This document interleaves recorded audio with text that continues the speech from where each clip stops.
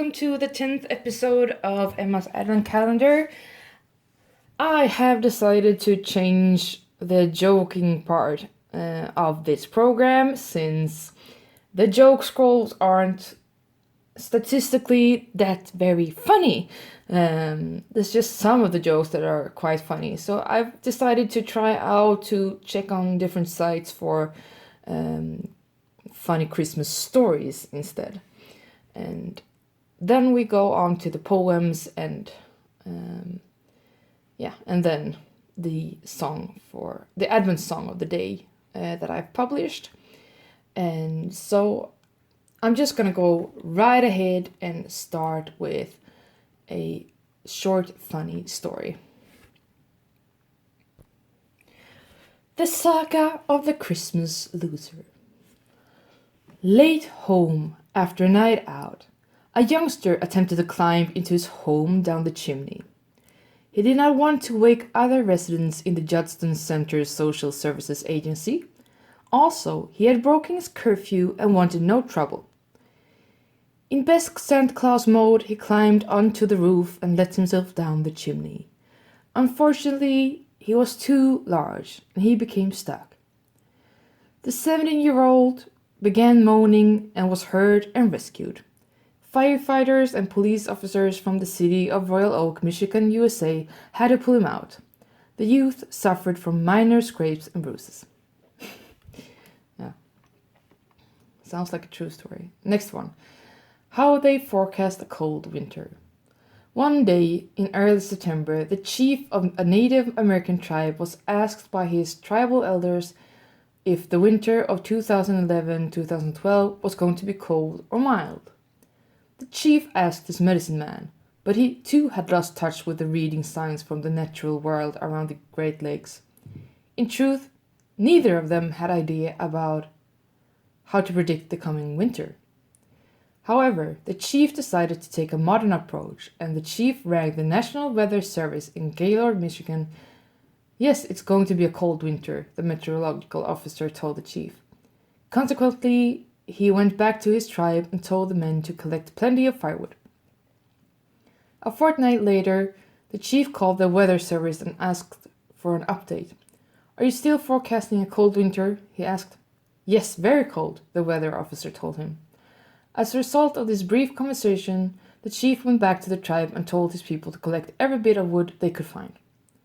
A month later, the chief called the National Weather Service once more and asked about the coming winter. Yes, he was told, it's going to be one of the coldest winters ever. How can you be sure? The chief asked.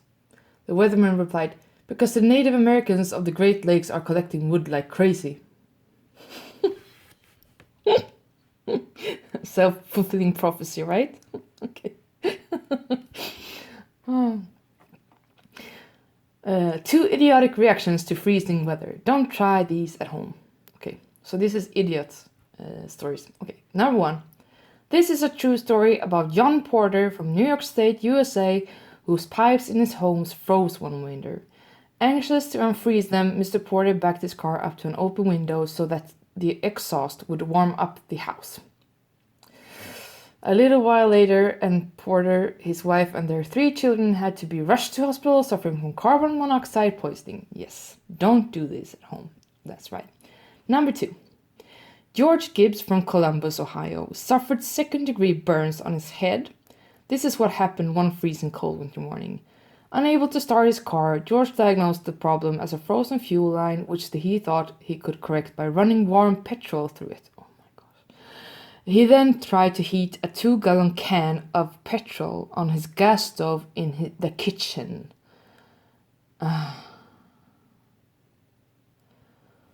Some ideas, huh? Don't try those at home because they will end really bad. Did you know is the next one. The latest cold spell, which has brought chaos to parts of the UK, has its funny side also. Heard on BBC Radio was an announcement which said the open-air Winter Wonderland show in Cardiff, Wales has been closed because of the snow. Okay. Next one. Yarn of the seat instead. Freddie and John were fortunate enough to have a season ticket to watch Chelsea. They could not help noticing that there was always a spare seat next B14 to them, and they had a friend who would love to buy a season ticket, especially if all three could have seats together. One half-time Freddie went to the ticket office and asked if they could buy the season ticket for B14. The official said that, unfortunately, the ticket had been sold. Nevertheless, week after week, the seat was still empty. Then on Boxing Day, much to Freddie and Eddie's amazement, the seat was taken for the first time that season. John could not resist asking the newcomer, "Where have you been all season?" "Don't ask," he said. The wife bought the season ticket back last summer and kept it for a surprise Christmas present. Not too funny, though. Next one. Try before you buy. Myra was going to the Christmas office party but needed a new party dress. In the clothing store, she asked, "May I try on that dress in the window, please?" "Certainly not, madam," responded the salesgirl. "You'll have to use the fitting room like everyone else." Misunderstandings, right? Mirror image, Christmas fable is the next one. On Christmas Eve, Nathan thought it would be nice to buy his wife a little gift for the next day. Always short of money, he thought long and hard about what that present might be, unable to decide. Nathan entered Debenhams, and in the cosmetics section, he asked the girl, "How about some perfume?" She showed him a bottle costing £75 or $150. "Too expensive," muttered Nathan. The young lady returned with a smaller bottle for £50. "Oh dear," Nathan groused. "Still far too much." Growing rather annoyed at Nathan's meanness, the salesgirl brought out a tiny £10 bottle and offered it to him. Nathan became really agitated. "What I mean," he whined, "is I'd like to see something really cheap." So the salesgirl handed him a mirror.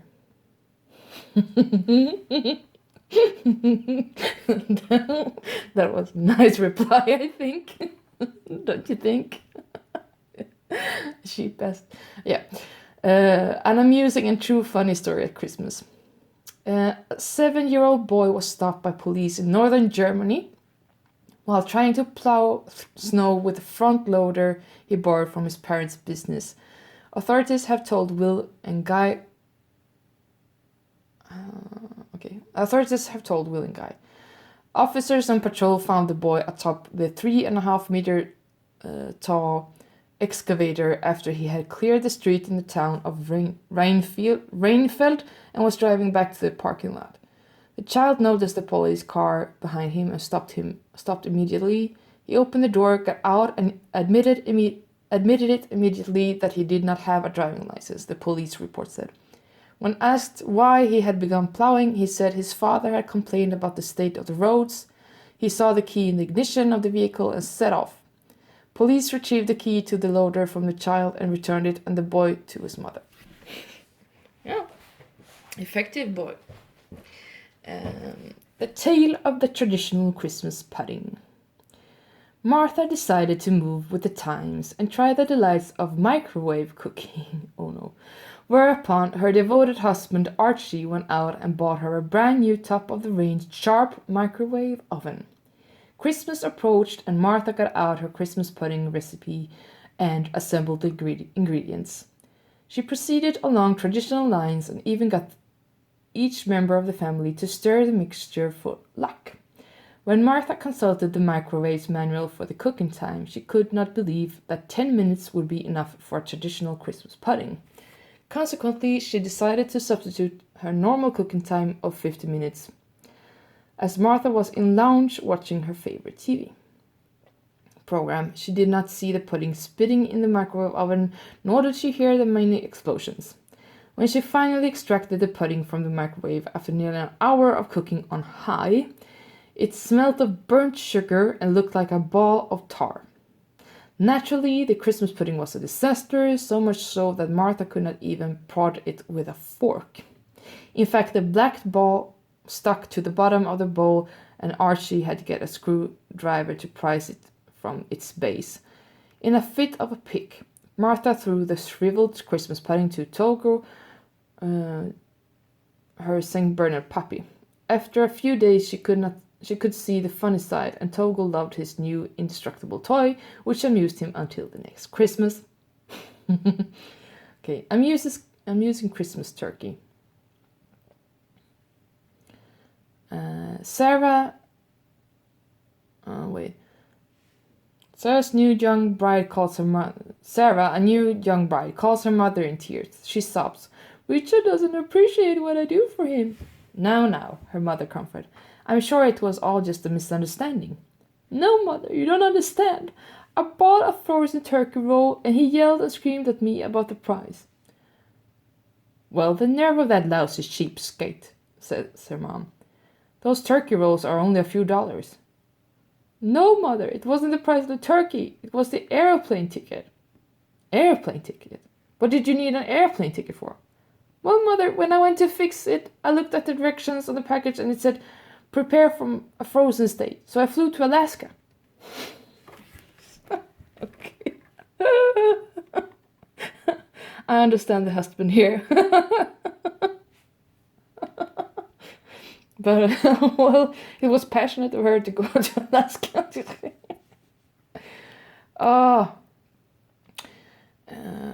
Christmas queue folly. Just before Christmas, I was shopping at a toy fair in Worcester. I glanced to my left and caught sight of a queue at the doll counter. They were waiting for the shelves to be restocked with metal dolls. As I looked, I realized that in the queue was a good friend of mine. Knowing Lenny well, I was sure that he had no daughters, nor did he have any nieces, so I wondered why he should want to buy a doll at Christmas time. Hey, Lenny, I cried. Hey, I hadn't realized you collected dolls. I don't, he replied, laughing. Really? I queried. Then you must be buying a Christmas present then. No, not at all, my friend, responded Lenny, his eyes twinkling merrily. If you don't mind my asking, then, Lenny, I said, why exactly are you standing in this particular queue? Oh, that, he giggled. It's like this, my mate, he mused. I've never been able to resist a barbecue. Oh, so bad. Oh, so bad. Oh, it's too bad. Okay, short, funny Christmas story. Just before Christmas, an honest politician, a generous lawyer, and Santa Claus all got into the lift at the Ritz Hotel in London. As the lift traveled from the 5th floor down to the ground level, one by one they noticed a £50 note lying on the lift's floor. Which one picked up the £50 note and handed it in at the reception? Santa, of course. The other two don't actually exist. Well, my occupation actually is being a legal counselor. I'm not a lawyer per se yet, although I have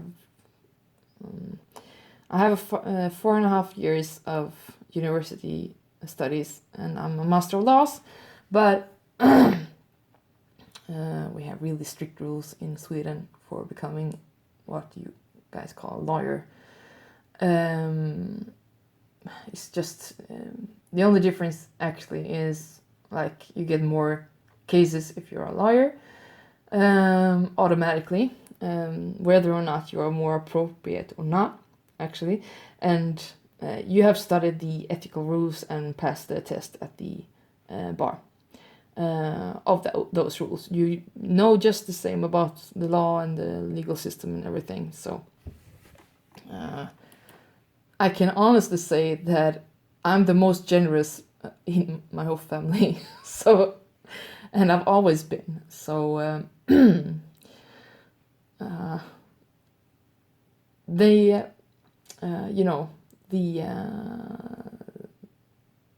this part of the joke is not that funny to me because it's actually not true.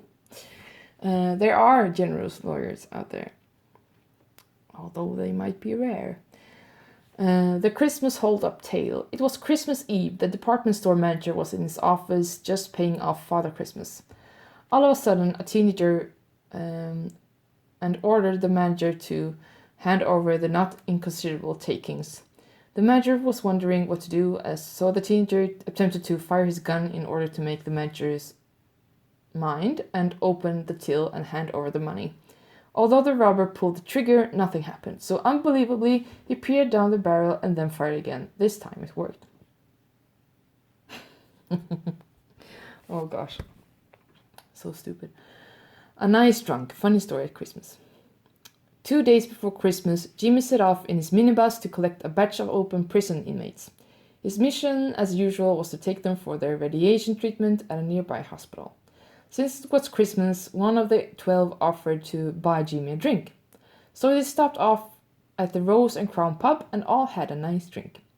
On the way out, Jimmy detoured to the gents. When he came out of the loo, all the prisoners had disappeared. He looked in all the pubs, bars, drove around for half an hour, no sign of the inmates. They had all made their escape. What could Jimmy do? Thinking quickly, he braked at the particularly long bus queue and told the waiting people that he was a relief bus, whereupon he picked up the first 12 and drove them to the open prison. He then radioed ahead to the warders giving a code Jello message. This was a prearranged signal that some of the prisoners were playing up. Jimmy unloaded his passengers. He then beat a hasty retreat. Amazingly, his trickery wasn't discovered until the new year. Next one. Grandpa's Christmas story. Grandpa decided that shopping for Christmas presents had become too difficult. All his grandchildren had everything they needed, so he decided to send them each a check. On each card he wrote, "Happy Christmas, Grandpa. P.S. Buy your own present." Conclusion. Now, while Grandpa enjoyed the family festivities, he thought that his grandchildren were just slightly distant. It preyed on his mind into the new year. Then one day he was sorting out his study, and under a pile of magazines he found a little pile of checks for his grandchildren. He had completely forgotten to put them in with the Christmas cards. So, see more Christmas stories for children. Okay. Not that funny. Yeah, that was that. From that side, well, I guess there are probably quite a few. And I will read more for you tomorrow. And now on to the next part of this program. Stay tuned.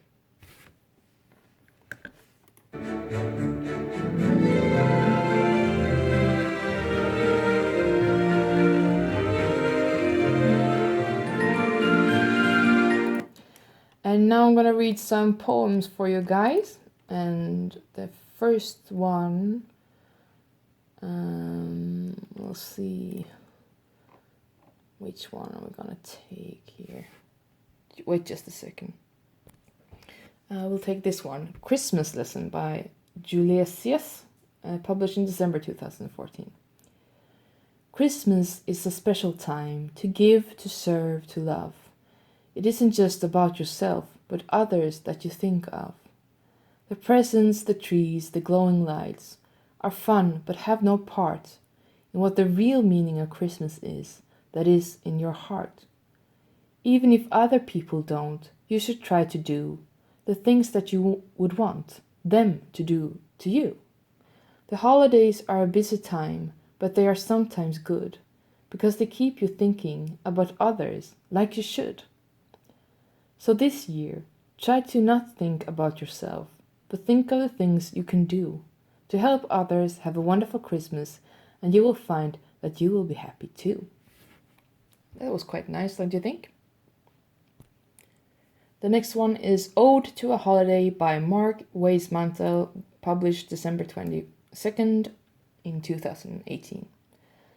Upon us now is that time of year again, when we think a lot about our family and friends. The days are short and the nights are cold, but our hearts are warm, which brightens our soul. We endure the crowds to shop at the store. It's worth it to us to find the perfect gift to give someone we want to buy for. We put up lights and decorations all over the place. Sometimes we put up so much we run out of space. The kids are excited to go for a night ride, to see all of the lights displays people have created outside. There are parties and dinners and food galore. Everyone eats, drinks, and stuffs themselves till they can't eat anymore. To some people, however, it's just another day, back in their box or alley or wherever they stay. They see people shopping and eating and the lights all over town. But that's not part of their world, as somewhere along the way the world has let them down. They curl up to keep warm as the cold wind bites through their clothes. Long forgotten are the days of presents with bows. And others lie in a bed attended by a nurse. Getting well and going home is what they are thinking of first. All of the family get-togethers and eggnog will pass them by this year. The doctors and nurses will be their holiday cheer. Those who protect us abroad and will not be home, they have to stay out there since the world's political views aren't monochrome. So when we celebrate, we'll hold up a glass and toast them each year, and hope the next holiday they will be near. Hug your kids and keep them safe, as some have never experienced that being a waif. Enjoy your holiday and celebrate the season, and when you toast, remember the others and maybe toast for a greater reason. I think that was quite nice and quite wise, don't you think? And I think it was also very appropriate in this pandemic times. But please tell me what you think of the poems. I want to hear from you guys, and maybe discuss the poems that I've read. And maybe if you find it even deeper meaning, please tell me. I find these things very interesting. The next poem is by Kathy J. Parenteau. It was published December 20th, 2018, and it's called Santa's Lazy Elf. 5 more days till Christmas. Santa and his crew were working overtime making children's dreams come true, singing carols, whistling tunes as the hours ticked away, except for the little Edison, the elf that went astray. Instead of making toys in Santa's assembly line, he was hanging out with Rudolph beneath the snow-capped pines. As Mr. and Mrs. Santa Claus took a look around, they noticed lazy Edison was nowhere to be found. They decided they'd had enough. This elf was surely be fired. Scratched their heads and realized another must be hired. Dasher heard them talking and thought this can't be so. Never in Elf's history has someone had to go. He searched the winter wonderland and under the northern lights. Edison and Rudolph were frolicking in flight. He said, "Come on down from there. Your behavior is a disgrace. Christmas Eve is almost here and you're about to be replaced." Edison soon realized his days of slacking were done, that there'd be consequences for goofing off and having fun. He knew he had no place to go if Santa didn't let him stay. His heart began to pound as Rudolph ran away. He hurried as fast as he could to tell Santa he was wrong, beg him for forgiveness and show him he belonged. As the other elves were caroling, he tried to sneak inside, but Santa saw him coming out of the corner of his eye. He placed his hands upon his hips and firmly shook his head. "What shall I do with you, my elf?" Santa firmly said. "I see you when you're sleeping, I know when you're awake. Did you not read your history book?" he said, "for goodness sake." Santa soon forgave him 'cause his heart is made of gold, and Edison became the hardest worker, I am told. The moral of the story is we all must do our part, and jolly old Saint Nick has always had a heart. Merry Christmas to all of you on this holiest of days. May all your dreams come true as you gather and celebrate. I think that was quite funny, don't you? That was the poem part of this episode, but please stay tuned.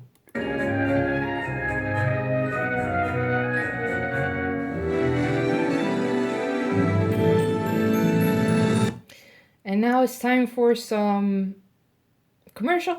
No, not commercial, but some support to my own channel, of course, since this is my channel after all. And I'm not doing this advent calendar just to do commercial for myself, but I want to spread the joy I'm having for myself at least, and I hope it will entertain you as well. So what I do also during this time is to publish one Advent song a day up till Christmas, and this is a preview for the one I've published today. So here it is. Top to toe and tailbacks. I got red lights all around. So don't be afraid, why get my feet on holy ground. So I sing for you, though you can't hear me when I get through. I feel you near me, driving in my car, driving home for Christmas. Yeah, it's Driving Home for Christmas with Chris Rea, an audio cover, and I will link it in a big card in the end of this video. And if you like this video, please like, comment, share, subscribe, do whatever you want. But please, if you do not like it, leave a constructive criticism comment and I will take it into account. I will answer any comments as soon as I can, and I really hope you have a truly wonderful Thursday. Bye for now.